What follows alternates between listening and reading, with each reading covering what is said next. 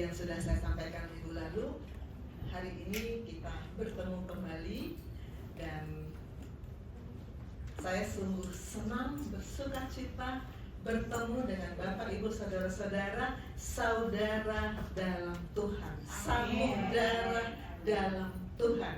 Kita kumpul di sini bukan sekedar temu kangen. Nanti siang saya ada pertemuan dengan keluarga kandung saya, temu kangen. Tapi kita di sini bukan hanya temu kangen, tapi kita temu firman. Kita bertemu firman, dan itu yang membuat kita saat ini begitu bergairah, begitu menggebu-gebu, begitu bersukacita, karena kita mau lebih mengenal Kristus dan karya Kristus. Kita menyambung yang sudah kita bahas minggu lalu. Karya Kristus adalah firman itu sendiri, dan firman itu yang membuat karya Tuhan terjadi dalam hidup kita semua. Amin. Ya, kita masih dalam topik Pursuing the Truth in the Way of Christ, dan ini part yang kedua, dan masih dengan mas pembimbing yang sama. Kita akan perkatakan, saya undang Bapak Ibu Saudara untuk berdiri. Kita mendeklarasikan firman dengan suara keras. Kita perkatakan 1 Korintus 15 ayat 58, 1, 2, 3. Karena itu saudara-saudaraku yang terkasih, berdirilah teguh, jangan goyah, biarlah selalu dalam pekerjaan Tuhan, sebab kamu tahu bahwa dalam persekutuan dengan Tuhan jerih payahmu tidak sia-sia. Amin. Silakan duduk saudara-saudara. Ini skema dari topik Pursuing the Truth in the Way of Christ yang diarahkan oleh Bapak Rohani. Tema sentral kita adalah 1 Korintus 15 ayat 58 ini, yang konteksnya menyoroti Kristus dan karya Kristus. Yang kita baca tadi sebagai nas pembimbing, karena itu saudara-saudara yang terkasih, karena apa? Karena kita telah diberi kemenangan itu. Bapak Rohani mengajarkan saya bahwa ayat ini 1 Korintus 15:58 ini sudah sering saya baca dari dulu sebetulnya. Dan memang ini ayat kita bilang bagus. Tapi saya baru lebih mengerti ketika Bapak Rohani mengatakan ayat ini sebetulnya miniatur dari seluruh isi Alkitab. Kejadian hingga Wahyu dikandung di sini. Bagaimana tokoh-tokoh Alkitab dipakai Tuhan, berubah di dalam tangan Tuhan sehingga akhirnya melakukan apa yang Tuhan mau bersama-sama Tuhan, mewujudkan karya Kristus terkandung di sini. Dan di ayat ini kaya dengan petunjuk praktis, berdiri teguh, giatlah selalu, jangan goyah. Ini petunjuk praktis yang seharusnya kita mudah pahami, tapi melakukannya tentu perlu perjuangan. Kita akan sama-sama belajar. Ayat ini menyimpulkan Kristus dan karya Kristus, bagaimana Dia memberikan kepada kita kemenangan. Ayat ini, karya Kristus dalam ayat yang ditunjuk di ayat ini membuat kita terhubung dengan Tuhan dan sesama. Karena itu kita bisa sama-sama berkata saudaraku. Terhubung dengan, kita nggak bisa terhubung dengan Tuhan berdua saja, nggak bisa. Pasti dengan sesama saudara dalam darah Kristus. Kita terhubung dengan Tuhan dan sesama. Itulah karya Kristus. Kita masih akan membaca lagi konteks dari 1 Korintus 15:58 ini supaya kita ingat lagi yang kita sudah baca minggu lalu. Dan seperti biasa kita akan saut-sautan. Saya akan baca ayat yang genap, Bapak Ibu Saudara, ayat yang ganjil. Saudara-saudara, inilah yang hendak kukatakan kepadamu, yaitu bahwa darah dan daging dan darah tidak mendapat bagian dalam kerajaan Allah, dan bahwa yang binasa tidak mendapat bagian dalam apa yang tidak binasa. Sesungguhnya aku menyatakan kepadamu suatu rahasia, tidak akan mati semuanya, tetapi semuanya akan buang. Dalam sekejap mata, pada waktu bunyi nafiri yang terakhir, sebab nafiri akan berbunyi dan orang-orang mati akan dibangkitkan dalam keadaan yang tidak dapat binasa, dan kita semua akan diubah. Karena yang dapat binasa ini harus mengenakan yang tidak dapat binasa, dan yang dapat mati ini harus mengenakan yang tidak dapat mati. Dan sesudah yang dapat binasa ini mengenakan yang tidak dapat binasa, dan yang dapat mati ini mengenakan yang tidak dapat mati, maka akan genaplah firman Tuhan yang tertulis, maut telah ditelan dalam kemenangan. Hai maut, di manakah kemenangan dosa dan kuasa dosa ialah hukum Taurat. Iya. Tetapi syukur kepada Allah yang telah memberikan kepada kita kemenangan oleh Yesus Kristus Tuhan kita. Ayat 58 bersama-sama. Karena itu saudara-saudara yang terkasih, berdirilah teguh, jangan goyah, giatlah selalu dalam pekerjaan Tuhan. Sebab kamu tahu bahwa dalam persekutuan dengan Tuhan, jerih payahmu tidak sia-sia. Amin. Sentral dari 1 Korintus 15 ayat 28 ini adalah Kristus dan karyanya. Dan kita akan baca pasal yang sama tapi mundur ke ayat 14 sampai 17 untuk lebih memahami Kristus dan karyanya yang membuat kita satu darah dalam Kristus. 1 Korintus 15 14 sampai 17. Kembali kita baca bersaut-sautan, saya genap Bapak Ibu Saudara ayatnya. Ganjil saya mulai dari ayat 14. Tapi andai kata Kristus tidak dibangkitkan, maka sia-sialah pemberitaan kami dan sia-sialah juga kepercayaan kami. Lebih daripada itu kami ternyata berdusta terhadap Allah, karena tentang Dia kami katakan bahwa Ia telah membangkitkan Kristus, padahal Ia tidak membangkitkan. Kalau andai kata benar bahwa orang mati tidak dibangkitkan. Sebab jika benar orang mati tidak dibangkitkan, maka Kristus juga tidak dibangkitkan. Dan jika tidak dibangkitkan, sia-sialah kepercayaan kamu, dan kamu masih hidup dalam dosa. Kita akan lihat ayat demi ayat. Ayat 14. Andai kata Kristus tidak dibangkitkan, sia-sialah pemberitaan kami, sia-sialah kepercayaan kamu. Ini Paulus berandai-andai. Kalau Kristus tidak dibangkitkan, sia-sia. Semua sia-sia. 15. Lebih daripada itu, kami ternyata berdusta kepada Allah kalau ternyata Ia tidak membangkitkan. Jadi kesimpulan kedua, kalau ternyata Kristus tidak dibangkitkan, maka ini semua dusta. Tadi sia-sia, sekarang dusta. 16. Jika benar orang mati tidak dibangkitkan, Kristus juga tidak dibangkitkan. Kalau Kristus tidak dibangkitkan, maka manusia juga tidak akan bangkit. Pertama tadi sia-sia, kedua dusta, ketiga tidak bangkit. Dan keempat, 17. Kalau Kristus tidak dibangkitkan, masih dengan pernyataan itu, kalau Kristus tidak dibangkitkan, sia-sia kepercayaan kamu dan kamu masih hidup dalam dosa. Kalau Kristus sudah dibangkitkan, kita tetap dalam dosa. Kalau kita tetap dalam dosa, kita kemana? Menuju kematian kekal yang mengerikan itu. Puji Tuhan, karya Kristus. Kita sedang mendalami karya Kristus dalam 14-17 ini. Kalau Kristus tidak dibangkitkan, sia-sia, dusta, manusia juga tidak bangkit, manusia tetap dalam dosa.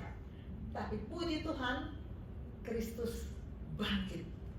Inilah karya Kristus. Kristus bangkit dan kita bangkit bersama-sama dengan Kristus. Maka kita sama-sama saudara dalam darah Kristus dan kita sama-sama berkarya untuk Kristus. Amin. Dan masih Kristus dan karya Kristus. 55-57 tadi sudah kita baca. Hai maut, di mana kemenanganmu sangat maut. Dan saya mau ulangi garis bawah yang 57. Tapi syukur kepada Allah telah memberikan kepada kita kemenangan oleh Yesus. Kemenangan itu kita nggak bisa dapat dengan perjuangan kita sendiri. Nggak bisa. Nggak bisa, begitu mahal darah Yesus. Nggak bisa kita beli dengan apapun, kita siapa. Tapi kita diberikan dalam justification, kita diberikan kemenangan itu. Maka Paulus katakan, karena itu, karena Allah memberikan kepada kita kemenangan, yang artinya Kristus dan karya Kristus yang tertinggi telah membangun dan memulihkan kembali hubungan kita dengan Dia dan sesama. Amen. Dengan kita, dengan Dia dan sesama. Kita sudah baca 1 Korintus 15, 55-57, Wahyu 21 ayat 3 kita sudah baca kemarin bagaimana Kristus berkata, Ia akan diam di tengah-tengah mereka. Ini kepada Yohanes, suara yang berkata, Ia, Allah akan diam di tengah-tengah umatnya. Ini kerinduan Tuhan yang paling utama. Ini visi utama Kristus. Maka Karena Allah memberikan yang berarti Dia memulihkan hubungan kita, maka satu, saudara yang kekasih, satu darah dalam Kristus, berdiri teguh, jangan goyah dan giat selalu. Kita sudah bahas bagian pertama kemarin, saudara yang kekasih, dan saya masih mau ulangi lagi supaya kita sungguh-sungguh menyadari kita di sini satu darah dalam darah Yesus. Amin. Yohanes 1 ayat 13 berkata, orang-orang yang diperanakan bukan dari darah atau daging. Kita bukan satu darah dari orang tua kita, bukan. Tapi bukan pula secara jasmani oleh keinginan seorang laki-laki, tapi melainkan dari Allah sendiri. Karya Kristus itu membuat kita satu darah, saudara dalam darah Yesus. Amen. Saya undang dua lagi, minggu lalu sudah dua yang saya undang, sekarang dua lagi. PDP Susanti dan PDP Helen boleh maju. Saya katakan mereka ini bersama yang kemarin yang dua orang itu serikandi di kerajaan. Saya stop screen share supaya mereka masuk TV. Biar masuk TV.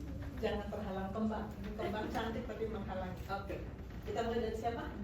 Bagaimana PDP Susanti dan PDP Helen merasakan persekutuan di dalam gereja Gesim ini betul-betul adalah persekutuan dalam darah Yesus dan kita dibangun di sini. Silakan. Shalom jemaat Tuhan. Shalom. Tapi memang ada yang mungkin yang belum kenal. Saya Helen. Saya pertama kali gereja di Gesim itu nggak benar-benar ingat, tapi kalau nggak salah 2013-2014 itu saat saya kuliah di Bogor. Jadi kalau pas saya main ke tempat Kak Mena, pas saya diajak ibadah di sini. Namun saya belum menetapkan diri untuk jadi jemaat tetap, memang karena masih bolak-balik. Di situ saya sebenarnya di gereja manapun berusaha untuk fokus sama Tuhan. Tapi tidak bisa dipungkiri ya, saya merasa berbeda dengan gereja Tuhan di sini. Saya merasa merasa welcome gitu dengan orang-orangnya. Saya pertama kali ingat itu Tante Mel, kemudian kita tahu keceribisannya Kak Pika, Kak Tirza, terus mungkin teman-teman sebaya saya saat itu ada Helvi dan Noni. Apa yang membedakan itu dengan misalnya kita gereja di tempat lain, maksudnya itu tidak bisa dipungkiri bahwa mungkin itu adalah strategi gereja gitu ya, untuk bagaimana menarik jemaat, bagaimana supaya orang ini mau tertanam di rumah Tuhan ini, ya kita harus welcome gitu. Dan itu tidak salah gitu, tapi yang membedakan bahwa ini cuma sesaat sama benar-benar orang ini tulus gitu, genuine, itu ya setiap saya ibadah saya merasakan sukacita dari hati mereka gitu melihat saya gitu. Oh selamat datang ya gitu kan. Terus ya berlanjut juga sampai menanyakan kabar, berlanjut ke hubungan pribadi gitu yang lebih dekat gitu. Saya sebenarnya orangnya tidak terlalu mudah berbaur, tetapi saya merasa di sini itu adalah anugerah Tuhan yang Tuhan taruh atas jemaat-jemaat Tuhan di sini, mulai dari Asyar, mungkin dari yang pelayan altar, mungkin bahwa itu nggak fake gitu, nggak palsu, karena itu mengalir dari hati mereka, dari Tuhan gitu, mengasihi sesama. Dan itu saya rasakan kasih orang yang buat saya yang saat itu jemaat baru, saya merasakan kasih mereka gitu kepada saya. Dan itu juga pelajaran buat saya juga saat ini menjadi pelayan di sini, bahwa kalau ada jemaat baru atau orang yang pertama kali datang, kita harus welcome, karena ya saat itu saya merasa hati saya disentuh. Dan mungkin tidak cepat saya memutuskan untuk jadi jemaat, tapi saya bersyukur saya jadi jemaat tetap. Dan mungkin saya ingat itu komsel, kita komsel dulu namanya komsel Jagakarsa, karena orang-orangnya banyak yang tinggal Jagakarsa, namun sekarang udah namanya Immanuel. Nggak tahu, ada yang udah di Jakarta Timur, ada yang udah, bahkan Noni udah di Bali ya, udah di Bali, udah jauh-jauh semua. Tapi Noni udah nggak di komsel itu lagi. Saya ingat dulu kita pertama kali komsel itu masih ketemu fisik gitu, dan rame ya waktu itu ya, mungkin memang awal-awal komsel itu sangat sukacita sih, karena rame kan setiap orang harus sharing, itu sebenarnya pulangnya malam banget sih, tapi tetap lagi-lagi saya bersukacita bisa mengalami apa ya, mendengar sharing POV orang, oh ternyata beda-beda terhadap firman yang di-sharingkan itu, dan mendengar pergumulan setiap orang, berusaha untuk berjalan dalam firman Tuhan, dan saya bersyukur bisa sharing, bisa mendengar, dan di situ biasanya sesi komsel itu ada mendoakan sesama gitu, mendoakan kanan kirinya gitu, dan kita ucapkan pokok-pokok doa kita. Nah di situ ya saya merasa terharu kan saat berdoa. Saya juga awal-awal baru nih berdoa rame-rame gini gitu kan. Saya disuruh berdoa jadi nggak fokus gitu, karena saya dengar nama saya jadi ya mungkin ini hal yang lain, tapi saya dengar nama saya terharu gitu. Saya terharu bahwa saya didoakan gitu, dan saya yakin itu udah didoakan saat itu juga. Saya yakin hamba Tuhan juga mendoakan saya di rumah mereka, di kamar mereka, karena maksudnya bukannya saya mau merendah, tapi untuk saya yang mungkin secara ranking kerohanian mungkin di bawah, saya sendiri juga mendoakan jemaat Tuhan, saya mendoakan gereja Tuhan. Terlebih lagi saya yakin, saya sangat yakin mungkin Dr. Susan mendoakan saya, Pastor Jerry, Papi, Madre mendoakan saya, dan saya tahu didoakan itu, saya tahu dikasihi itu, ya sukacitanya melimpah sekali, dan itulah persekutuan di dalam Tuhan, salah satu persekutuan di dalam Tuhan. Dan tahu pergumulan-pergumulan teman-teman itu ya mendoakan, menguatkan. Mungkin kita nggak ketemu fisik, mungkin nggak, ya udah yuk makan, kita mungkin karena pekerjaan kita berbeda dan rumah kita jauh-jauh, kita ketemunya mungkin sekali seminggu, tetapi saya merasakan bahwa itu lebih kuat daripada mungkin stronger than blood gitu. Walaupun saya sangat mengasihi keluarga saya, tapi you know what I mean gitu ya. Kita satu dalam roh, jadi doa jadi saat mendoakan itu secara ya saya mungkin kalau mau menyebut mungkin ada Noni gitu ya, kita sering sharing gitu, sering sharing pergumulan dia, dan saya juga sharing pergumulan saya, dan ya saling mendoakan, saling menguatkan. Ya nggak seketika langsung masalah hilang, tapi ada kekuatan baru di situ. Persekutuan itu benar-benar menguatkan saya sih. Sekarang saya lagi jarang komsel memang karena jadwalnya saya sudah bilang sama Pastor Jerry ulang-ulang mau komsel Pastor Jerry, saya jam tidurnya Levi gitu kan, memang tidak bisa. Terus kemarin mungkin sama suami saya juga dengar khotbah Papi, bertobatlah orang yang nggak komsel gitu. Saya bilang sama suami, kamu kan nggak menyusui, saya yang menyusui, ngapain kamu ikut nggak komsel gitu, kami ikut syukur dosa. Jadi mulai sebulanan ini juga diangkat kembali komsel juga, puji Tuhan. Jadi saya nanti waktunya sudah tepat lagi, mungkin tidurnya sudah menyesuaikan, saya rindu juga untuk komsel, karena ya saya menikmati persekutuan itu. Terima kasih. Puji Tuhan, Mama Leti sudah kembali komsel. Mama Leti juga akan Pastor jadi siap-siap untuk terus mengingatkan Mama Leti. Oke, puji Tuhan, kita sambung dengan kesaksian sharing dari PDP Susanti. Ya. Kayaknya waktu saya pertama kesini yang saya ingat ya, yang langsung deketin saya itu Noni gitu. Dan saya langsung merasa sangat di welcome gitu ya sama Noni. Dan sekarang dia di Bali, ini ya. Iya, nggak teremosi sebentar. Dan aku rasa tuh di sini sekarang this is my home. The ship is my home, and ship is my family. Gitu kan, semua tuh keluarga aku. Amin. Jadi aku lihat sister ya, ada Karen, semuanya tuh adik-adik aku, dan yang lebih tua dari aku itu tante-tante aku gitu ya, itu I feel benar-benar kayak it's my family gitu. Nggak ada yang membedakan suku-suku atau apapun, nggak ada. I feel semuanya di sini sangat welcome ya gitu.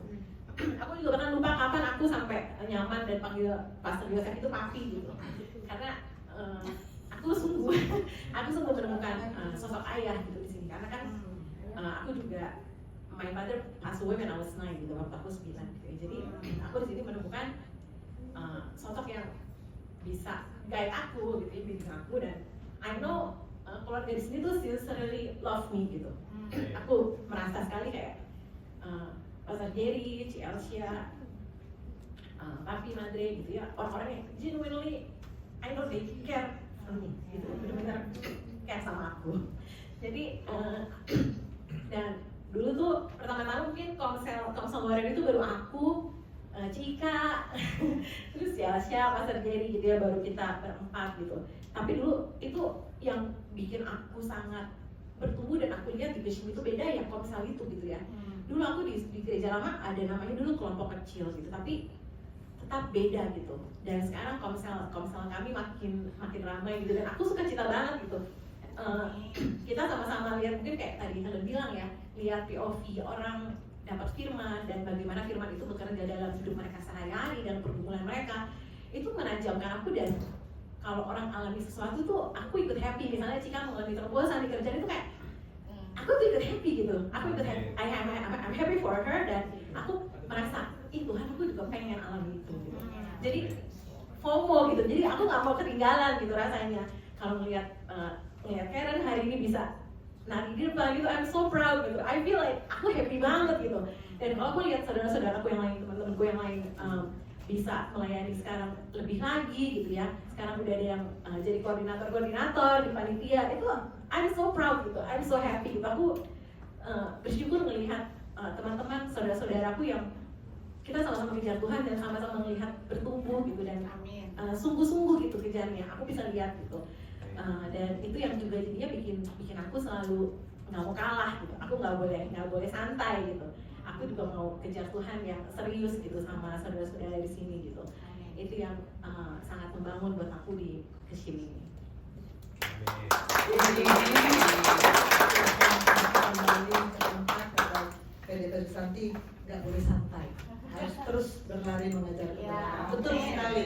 Ini jadi moto kita, nggak boleh santai ya. Oke, saya akan lanjut share screen. Saya yakin dengan mendengar kesaksian kedua Sri Kandi Kerajaan Allah ini, kita makin diyakinkan bagaimana kita satu darah dalam Kristus. Dan kemarin saya memunculkan gambar ini, ucapan versus tindakan. Pastikan ini bagi kita, kalau kita katakan kita saudara, ini bukan hanya ucapan tapi juga tindakan. Kemarin Bapak Rohani mengatakan kepada saya ada kebutuhan. Saya nggak sebut apa, saya nggak sebut pusatnya, saya nggak sebut siapa.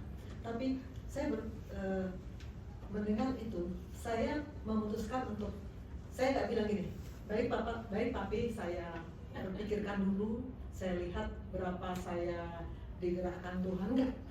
Saya nggak bilang, saya langsung bilang siap. Saya siap Bapak, saya siap.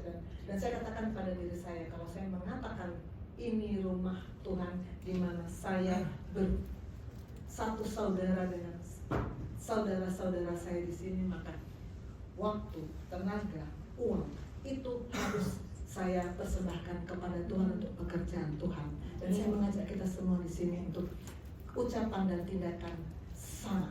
Kita lakukan apa yang bisa kita lakukan, waktu, tenaga, uang kita berikan untuk pekerjaan Tuhan di rumah Tuhan ini. Amin.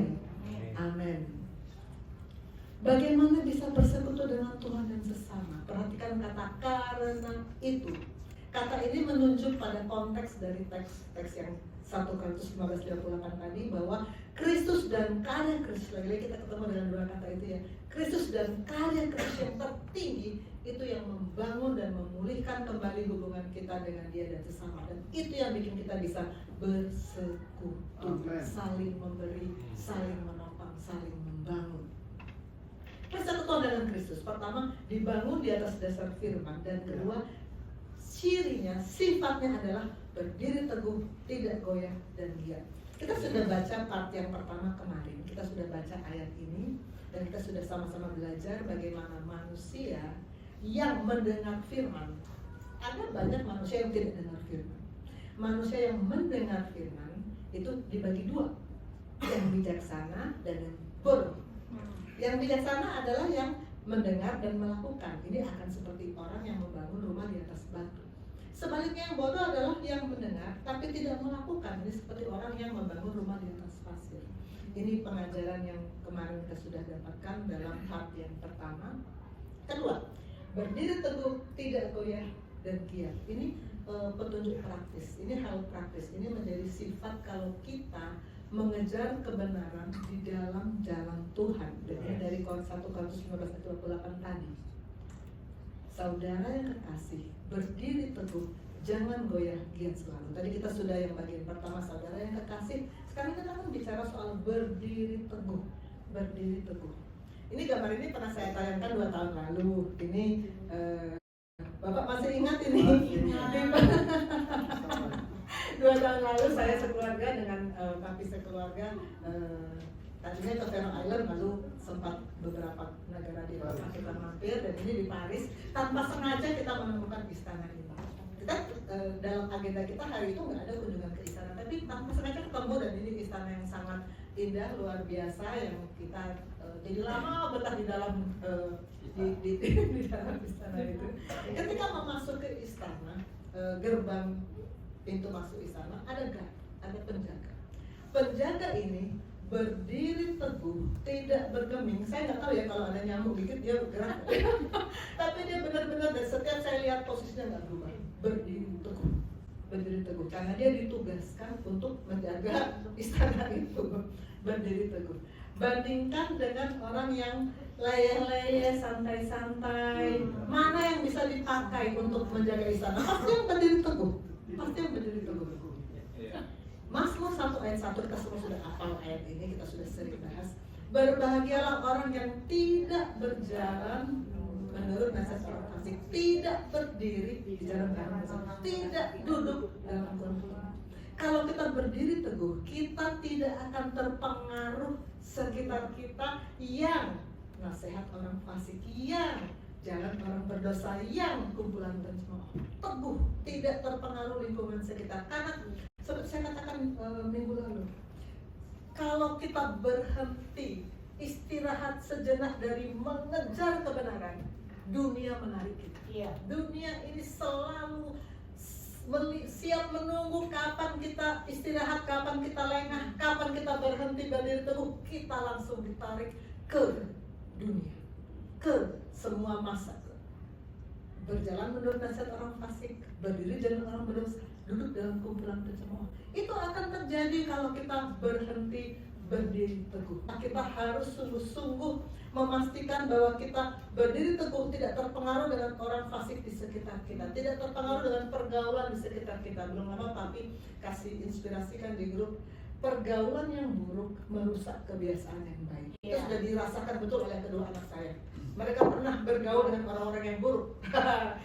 Bapak Rohani dan Madre tahu banget masalah ini. Tapi puji Tuhan, mereka sudah ditarik kembali oleh Tuhan, tidak terpengaruh lagi dengan pergaulan yang buruk itu.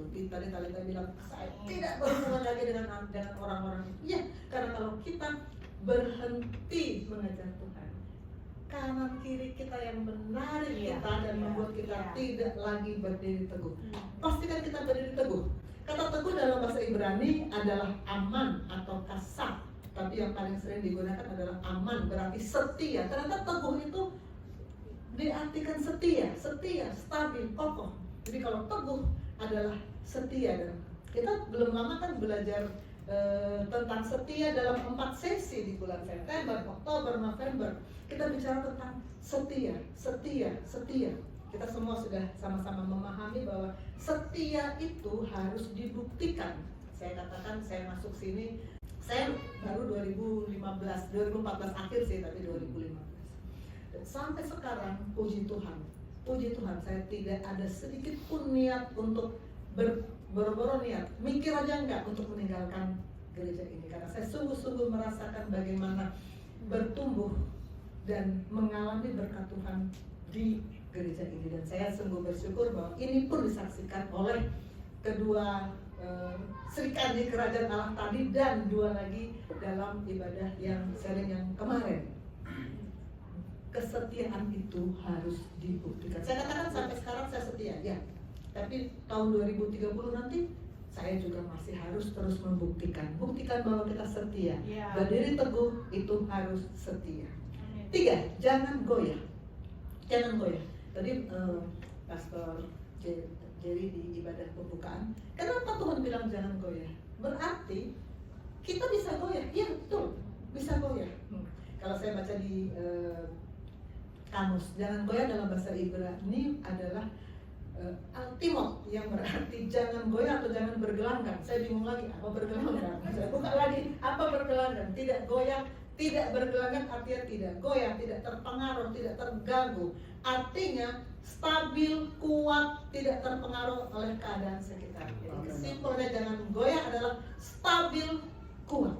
Stabil, jangan sekali-kali berpikir untuk meninggalkan Tuhan, meninggalkan persekutuan di gereja ini, karena firman berkata jangan goyah, jangan goyah. Apa yang bisa menggoyahkan kita? Dan yang saya renungkan saat ini ada 3 hal yang bisa menggoyahkan kita. 1, kekhawatiran. 2, keinginan akan yang lain. 3, masalah. Mungkin masih banyak, tapi ini yang terpikir oleh saya ketika merenungkan jangan goyah, jangan goyah. Markus 4 ayat 19 berkata, ini tentang benih yang ditaburkan. Lalu kekhawatiran dunia dan tipu daya kekayaan dan keinginan akan yang lain masuk menghimpit firman sehingga tidak berbuah. Kekhawatiran itu, mana ada orang yang nggak pernah khawatir? Pasti kita ada khawatir. Beberapa waktu yang lalu ada kesaksian koas Telekoja di komsel kami. Saya khawatir akan sakit karena terlalu capek, sehingga saya merencanakan tidak hadir di komsel.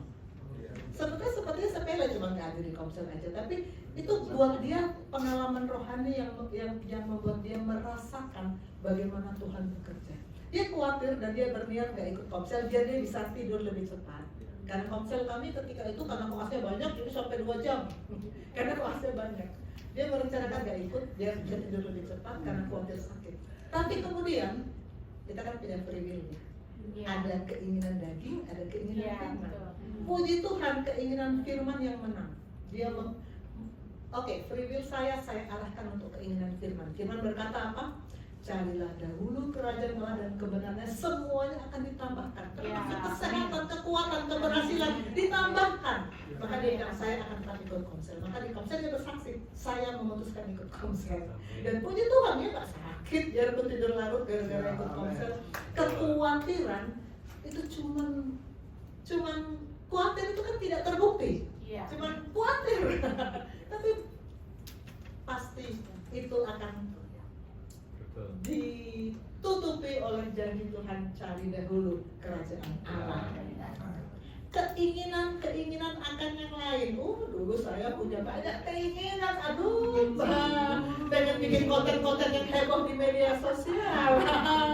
Keinginanku banyak. Pernah saya punya koas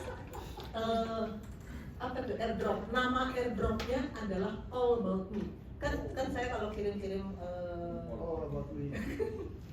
saya kan kalau mau kirim bahan-bahan kan ke murid saya, ayo mana airdrop kalian, kirim di airdrop. Ada yang namanya All About Me. Dan hebat ya nama airdrop kamu, berarti orang kalau punya nama airdropnya All About Me, berarti dia memang ingin semua tentang dia diketahui oleh dunia.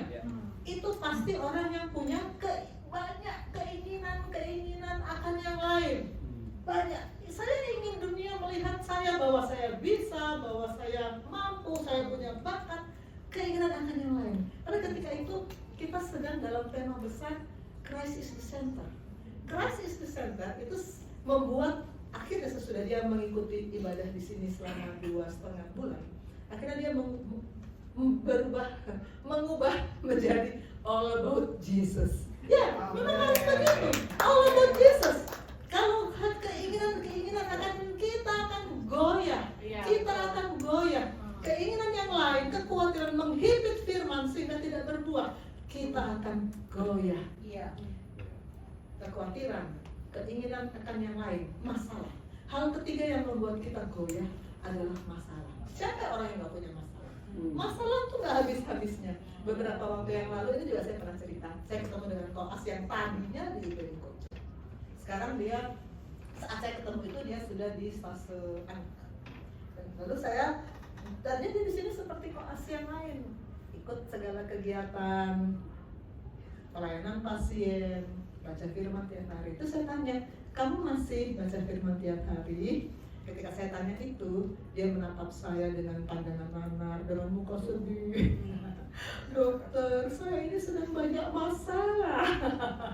Jadi buat koas ini, banyak masalah membuat dia memutuskan tidak sanggup lagi untuk baca firman. Masalah bisa membuat orang mundur. Tapi masalah juga bisa membuat orang lebih kuat. Karena kalau Tuhan izinkan masalah, ini saya ini sih bahan saya di Benro Chris Koja, tapi nggak tahu mungkin saya pernah bahas juga di sini. Masalah itu bisa dalam berbentuk ujian, bisa juga bisa karena ujian, bisa juga karena konsekuensi. Konsekuensi dari kesalahan kita. Bisa karena ujian Tuhan izinkan terjadi mau menguji kita. Tapi bisa juga memang karena kita sendiri yang salah kok. Kalau karena ujian, seperti yang Ayub alami ya. Ayub salah apa? Iblis memang pengen membuktikan bahwa Ayub sebenarnya tidak segitu taatnya sama Tuhan kok. Kalau dia tidak diberi kekayaan dan kemakmuran dan segala berkat, maka Tuhan bilang, oke, ujilah. Saya sendiri mengalami 2 kali, mungkin semua sudah tahu ya. Di tahun 2018 saya mengalami kecelakaan di ruang operasi yang membuat retak tulang belakang, dan saya ketika itu terancam lumpuh. Di tahun 2020 saya mengalami tumor otak yang mengerikan sebetulnya. Ketika saya divonis tumor otak, suami saya marah sama Tuhan. Dia bilang, saya marah sama Tuhan, saya komplain sama Tuhan. Dia berhari-hari nggak mau berdoa, nggak mau baca Alkitab. Ketika itu, untung sekarang dia sudah sadar itu salah. Ciptaan berani-beraninya marah sama pencipta, coba. Kalau sekarang ingat itu mesti diketawa sendiri. Tapi ketika itu, kita ini ciptaan. Mana tidak ada sama sekali kompetensi kita, posisi kita untuk bisa komplain sama pencipta. Tuhan izinkan terjadi, ya sudah, jalani saja. Jalani saja. Karena kalau ujian Tuhan izinkan terjadi, maka itu akan membuat kita lebih kuat. Ayub berkata, aku akan timbul seperti emas.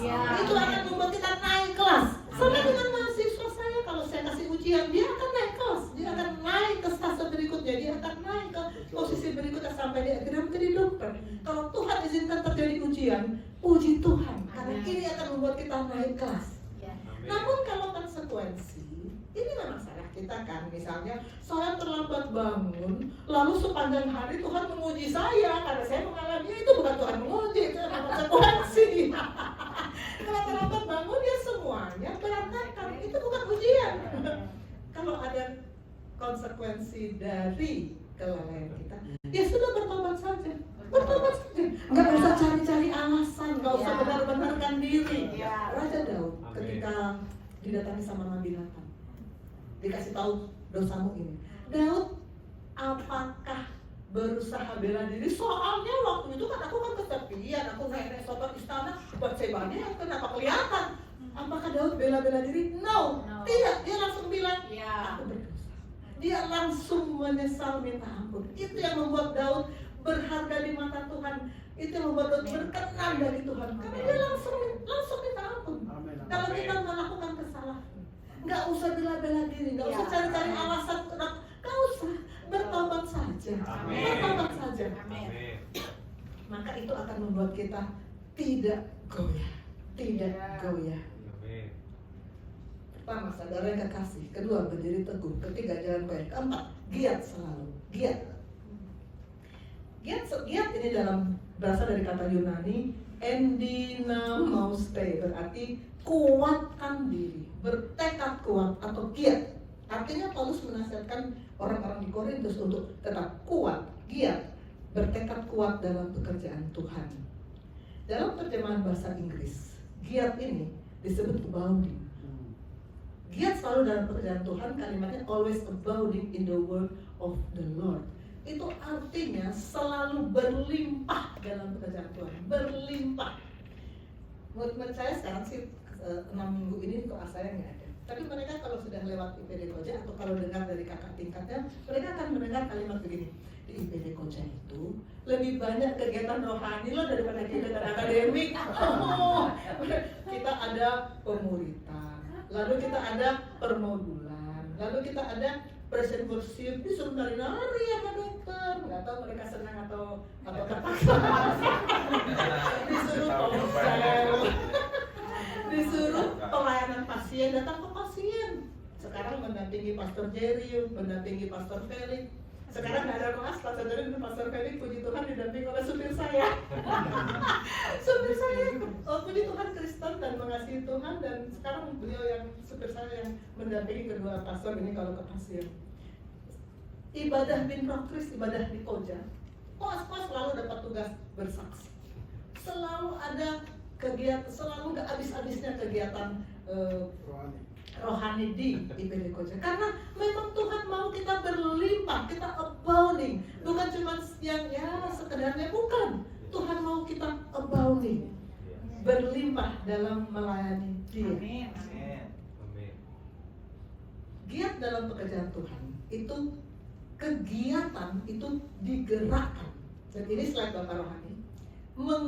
Yang menggerakkan kita apa? Yang menggerakkan kita apa? Ini saya pernah sampaikan dalam sharing tentang hidup dalam Tuhan, hidup dalam Kristus. Kita harus berbuah, kata Yohanes 15. Kalau tidak dipotong dibuang.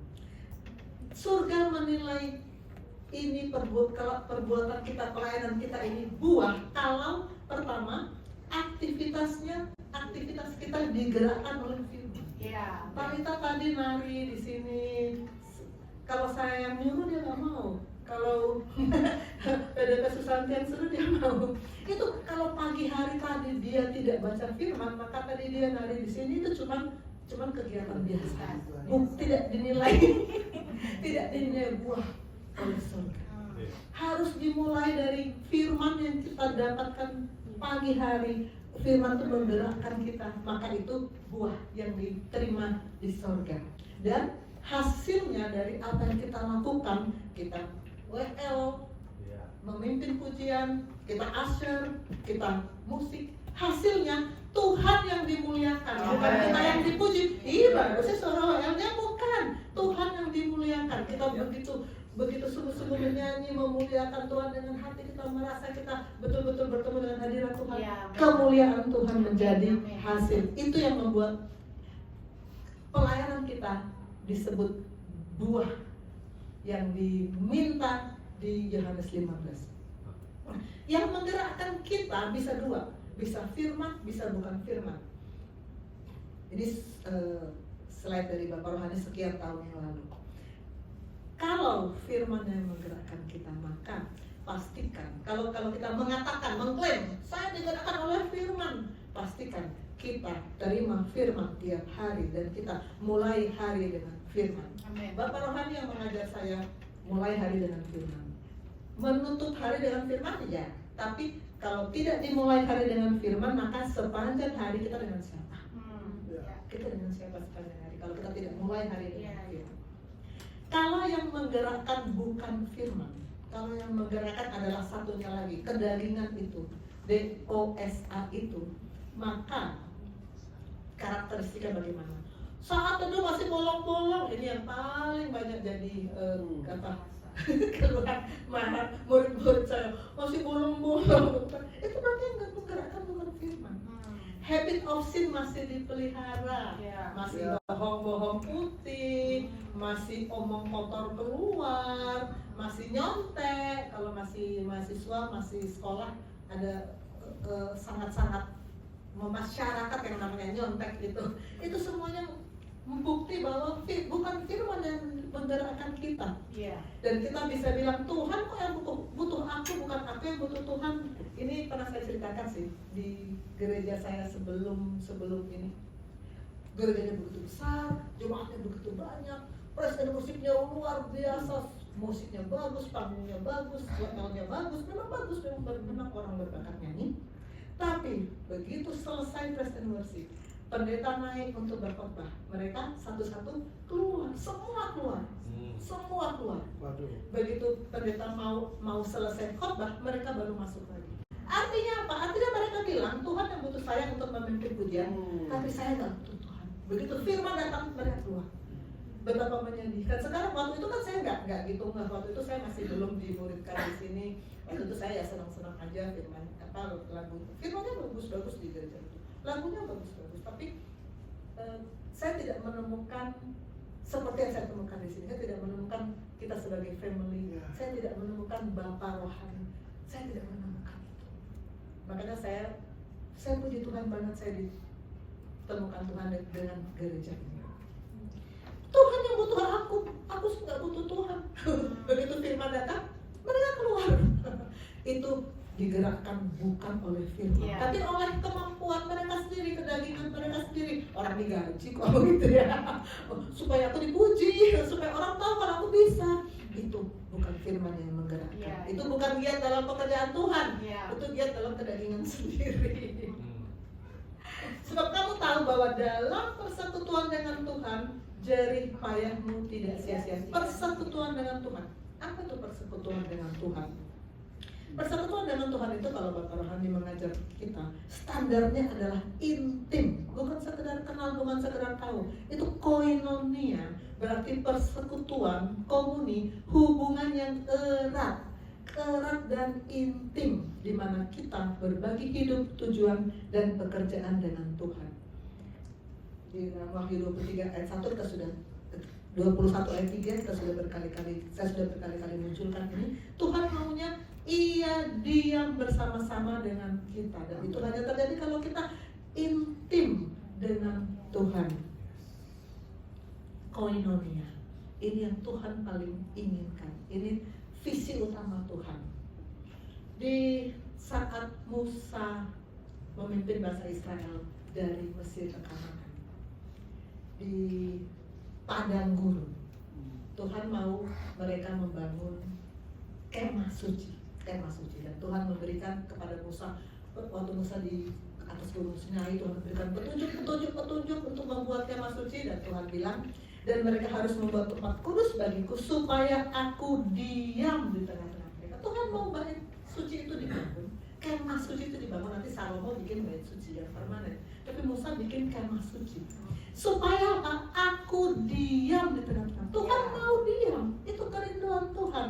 Dan karena Musa kemudian mendirikan kemah suci persis tepat seperti yang Tuhan mau, maka di Keluaran 40 ayat 34, lalu awan itu menutupi kemah pertemuan dan kemuliaan Tuhan memenuhi kemah. Itulah Tuhan diam di tengah-tengah mereka.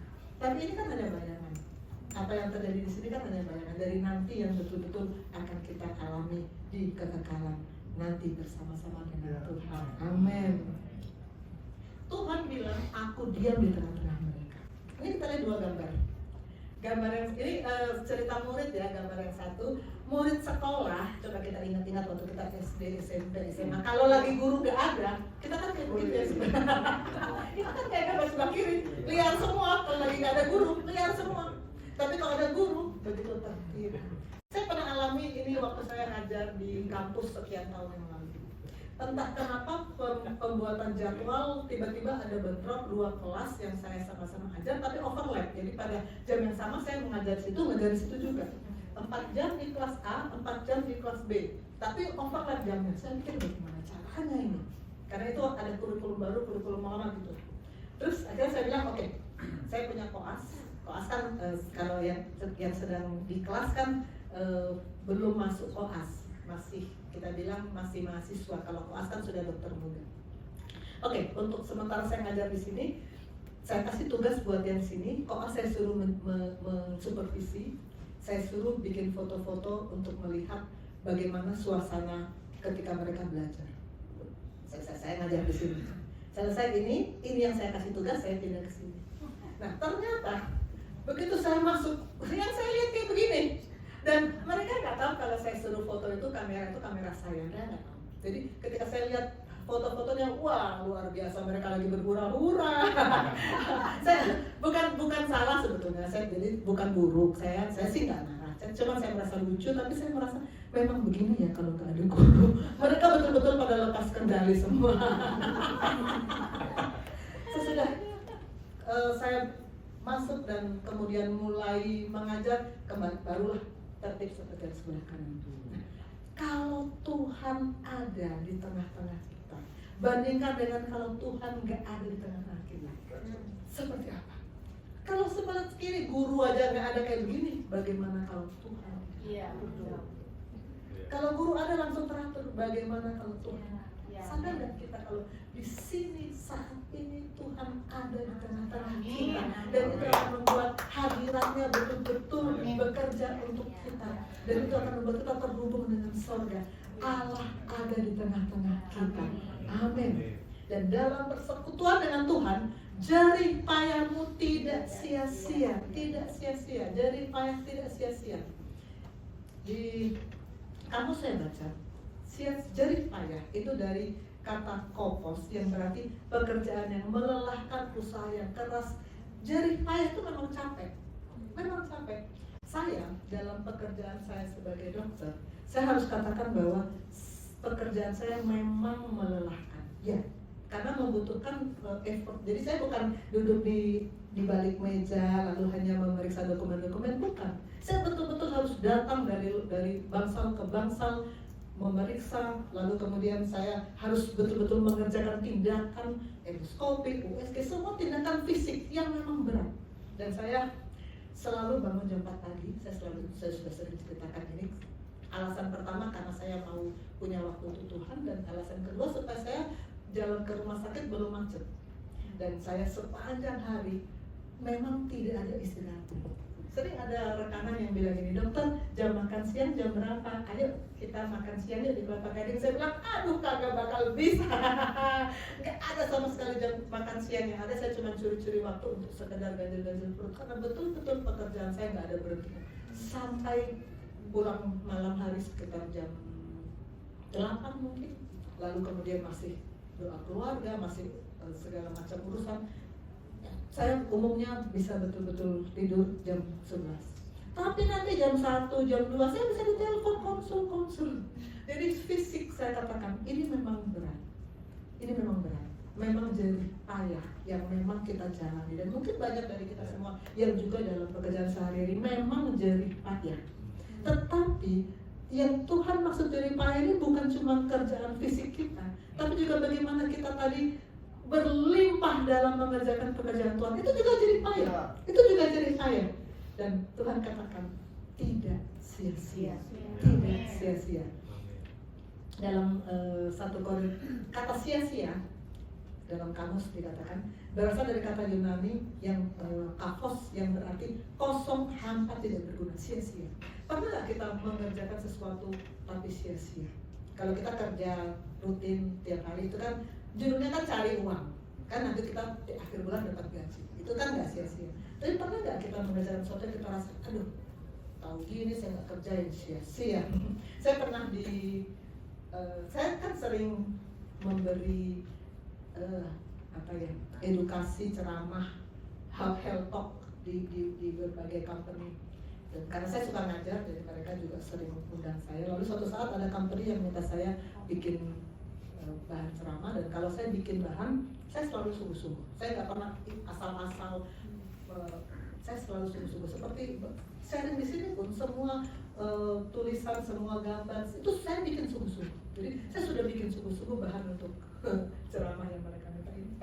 1 minggu sebelumnya, tiba-tiba mereka bilang acaranya dibatalkan. Aduh, saya bilang ya untuk membuat itu saya sudah buang waktu sekian banyak pikiran, karena setiap kali saya bikin bahan, karena saya sungguh-sungguh, saya selalu buka lagi buku-buku pelajaran, buka lagi ilmu kedokteran. Walaupun saya sudah tahu, tapi saya mesti baca lagi, saya harus sungguh-sungguh. Semuanya itu sia-sia. Iya, dalam pekerjaan di dunia ini bisa saja kita mengerjakan hal yang sia-sia, bisa saja. Tetapi di dalam pekerjaan dengan Tuhan, Firman berkata, jerih payah kita tidak akan sia-sia. apa yang kita kerjakan untuk Tuhan, asal itu digerakkan oleh firman, apa yang kita lakukan untuk Tuhan tidak akan sia-sia. Maka jangan ragu-ragu untuk memberi bagi Tuhan, memberi tenaga, memberi waktu, memberi uang, bahkan tidak akan sia-sia kalau itu digerakkan oleh Tuhan. Sia-sia kalau tanpa firman. Yang sudah kita bahas. Kalau kita tidak bertemu firman, apa yang kita kerjakan itu sia-sia. Tapi kalau dengan firman, kita akan mendapat mahkota kemuliaan. Ini sudah saya bicarakan 2 tahun yang lalu. Mahkota kemuliaan. Tidak sia-sia apa yang kita lakukan untuk Tuhan. Mahkota kemuliaan menjadi bagian dari kita. Amin. Kita masuk pada why. What sudah selesai, sekarang why. Kenapa kita harus mengejar kebenaran in the way of Christ? In the way of Christ, bukan dengan suka-suka kita. Ini sharing Bapak Rohani, saya membesarkan, saya hanya mau garis bawahi yang way of Christ. Kata jalan dari kata Ibrani dibaca derek berarti pola hidup, gaya, cara, perilaku hidup. Jadi kalau kita katakan saya mau mengejar kebenaran dalam jalan Tuhan, artinya dalam pola hidup Tuhan, dalam gaya Tuhan, dalam perilaku hidup sesuai dengan Tuhan. Mengejar kebenaran dengan pola Kristus itu adalah 1 Yohanes 2 ayat 6 yang sudah kita hafal banget. Hampir setiap sharing ini ayat muncul. Barang siapa, kita baca bersama-sama 1, 2, 3. Barang siapa mengatakan bahwa ia ada di dalam dia, ia wajib hidup sama seperti Kristus telah hidup. Dengan pola hidup inilah kita mengejar kebenaran. Bagaimana Kristus telah hidup? Ya di firman. Baca firman. Sesudah baca firman, taat saja. Taat saja. Amin. Kalau kita mengejar kebenaran dengan pola hidup Tuhan, maka kebenaran itu akan beri rasa aman dan sejahtera. Ini sudah kita bahas di Pursuing yang part ketiga. Kebenaran itu menjamin kelangsungan bangsa Indonesia kalau kita mengejar kebenaran di jalan Tuhan. Dan kebenaran itu akan menjadi gaya hidup kita karena kita umat Tuhan. Kenapa harus mengejar kebenaran? Supaya kita mendapatkan aman dan sejahtera, supaya kita, bangsa kita dijamin kelangsungannya oleh surga, dan supaya gaya hidup kita adalah gaya hidup kebenaran. How? Bagaimana mengejar kebenaran dalam jalan Tuhan? How? Ini sudah pernah saya sampaikan sebetulnya. 1, sehat roh. 2, jaga posisi. 3, jaga ketepatan. 4, jaga kecepatan. Dan 5, jaga arah. Sehat roh. Orang yang sakit, karena saya dokter, tiap kali saya ketemu pasien itu sangat sering mengeluh, dokter gak ada nafsu makan. Ini karena fisiknya sakit. Orang yang fisiknya sakit gak nafsu makan, padahal makanan enak-enak ada di depan dia. Bayangkan apa yang ada di hati Tuhan kalau kita di depan kita ada Alkitab, tapi kita bilang, Tuhan saya gak ada nafsu makan. Bayangkan apa yang Tuhan rasakan. Apa malaikat bilang? Kalau kita bilang, saya nggak ada nafsu makan untuk membaca firman ini, saya nggak ada gairah untuk membaca firman ini. Apa yang Tuhan rasa? Bayangkan pada Dia sudah memberi kita kemenangan itu. Bayangkan, kita harus punya roh yang sehat supaya kita punya gairah untuk baca firman. Saya sangat suka dengan 1 Timotius 4 ayat 7 ini. Latihlah dirimu beribadah. Latih dirimu. Kita harus melatih. Dengan melatih fisik, Pastor Jadi bisa jadi juara bulu tangkis. Dengan melatih fisik, kata Samuel bisa menjadi juara angkat-angkat itu. Latihan sangat penting.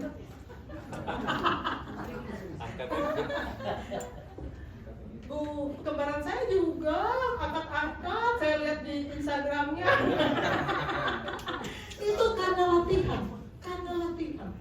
Kita harus melatih diri kita untuk beribadah supaya kita bisa punya lapar haus akan firman, supaya roh kita sehat. Sehat roh, kejar posisi sehat roh. Karena roh yang sakit nggak bisa berlari, nggak bisa. Roh yang sakit hanya kalah dan kalah lagi. Kedua, kita harus jaga posisi. Posisi ini sebetulnya sudah berkali-kali kita bahas. Saat kita lahir baru, firman mereposisi kita sehingga kita berada pada posisi yang benar, yaitu Tinggal dalam aku dalam kamu. Tinggal dalam firman dalam kita. Ini posisi yang benar dan pastikan kita tidak berubah dari posisi ini. Kita dalam firman dan firman dalam kita. Ketiga, jaga ketepatan. Tepat. Ketika Tuhan memerintahkan Musa memberi petunjuk untuk bikin bait suci, Keluaran 40 mengatakan, dan Musa melakukan semuanya itu tepat seperti yang diperintahkan Tuhan. Karena itulah maka Tuhan kan katakan, kalau mereka membuat tempat kudus bagiku seperti yang aku perintahkan, aku akan diam di tengah-tengah mereka. Dan karena Musa melakukan tepat seperti yang Tuhan mau, maka di Keluaran 40 ayat 34 dikatakan, lalu awan itu turun menutupi kemah pertemuan dan kemuliaan Tuhan memenuhi kemah suci. Kalau kita tepat mengejar kebenaran tepat seperti yang Tuhan mau, maka Tuhan akan diam di tengah-tengah kita. Amin. Kecepatan, posisi, ketepatan, kecepatan kita kan berlari. Filipi 3 ayat 14 berkata, berlari-lari pada tujuan. Kecepatannya harus stabil, jangan sebentar lari, sebentar istirahat dulu.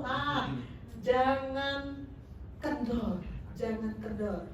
Roma 12 ayat 11 berkata, jangan hendaknya kerajinanmu kendor, biarlah rohmu menyala-nyala dan melayanilah Tuhan.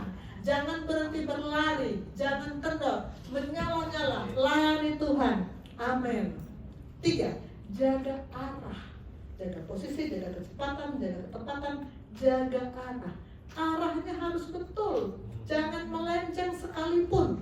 Harus betul. Mari kita melakukannya dengan mata yang tertuju kepada Yesus. Amen. Yang memimpin kita dalam iman dan membawa iman kita kepada kesempurnaan. Amen. Saya sudah sering menceritakan bagaimana Petrus ketika memandang Yesus, dia berjalan di atas air. Dan begitu dia melihat kanan kiri, dia tenggelam.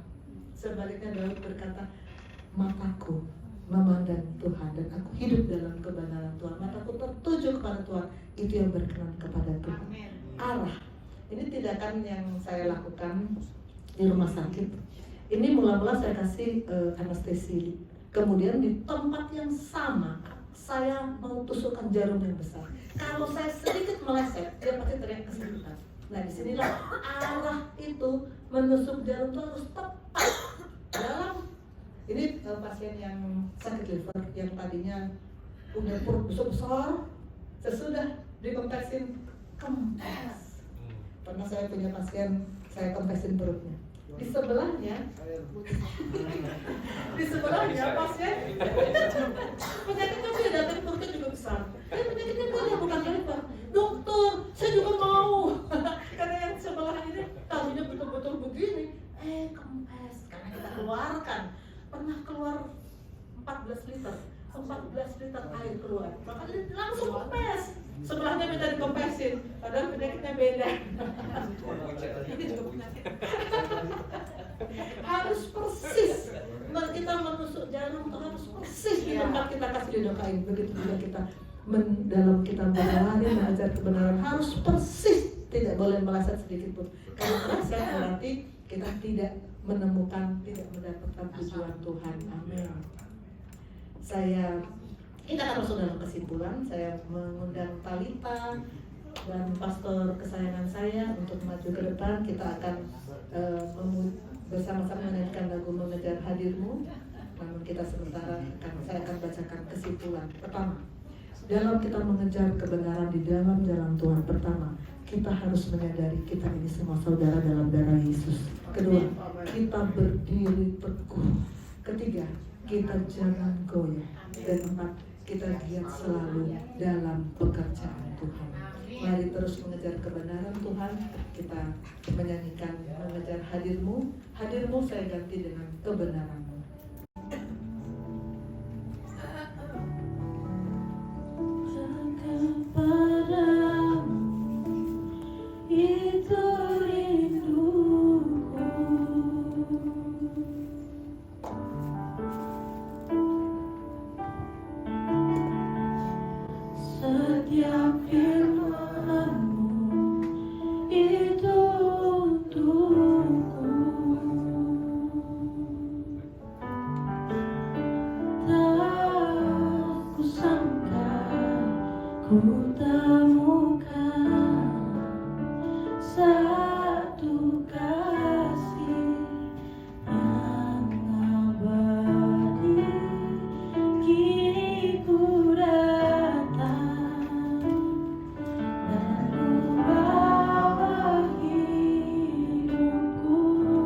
kita berdiri bersama-sama, kita nyanyikan dari awal, kita katakan dekat padamu itu rinduku Tuhan. Dekat padamu itu rinduku. Setiap firman-Mu itu untuk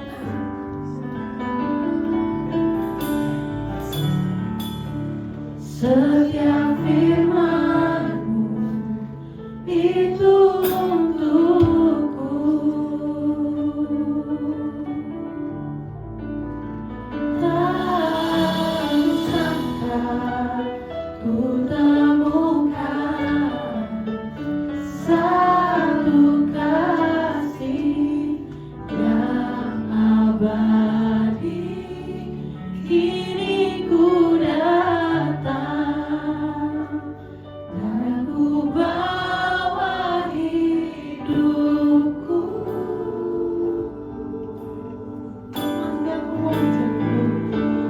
Memandang wajah-Mu, mengikuti kebaikan-Mu, mengejar kebenaran-Mu dalam hidupku.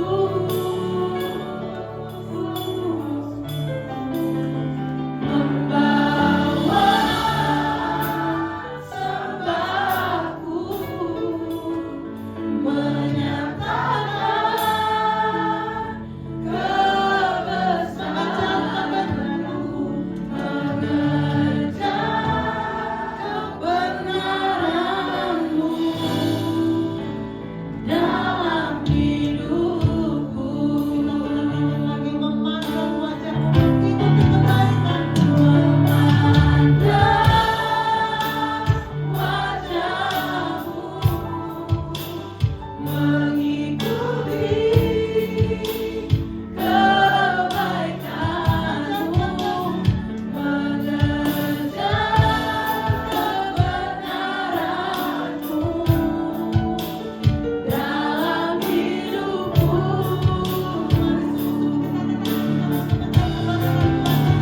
Membawa sembahku, menyatakan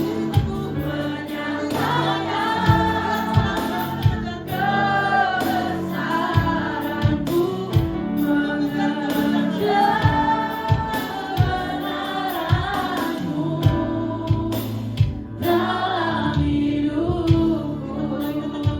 dalam hidupku. Mengejar kebenaran. Mengejar kebenaran-Mu, mengejar kebenaran-Mu, mengejar kebenaran-Mu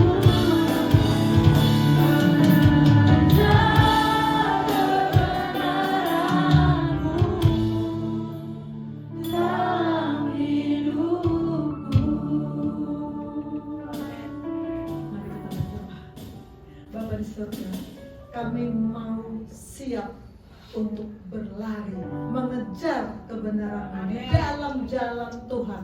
Tolong kami Tuhan untuk menjaga posisi kami, menjaga ketepatan kami, menjaga kecepatan kami, dan menjaga arah kami, supaya kami terus tertuju kepada-Mu Tuhan, dan kami bisa hidup dalam persekutuan dengan Tuhan, berdiri teguh, tidak goyah, dan giat selalu dalam pekerjaan Tuhan, karena kami percaya apa yang kami lakukan di dalam Tuhan tidak akan sia-sia, dan kami akan menghasilkan kemuliaan bagi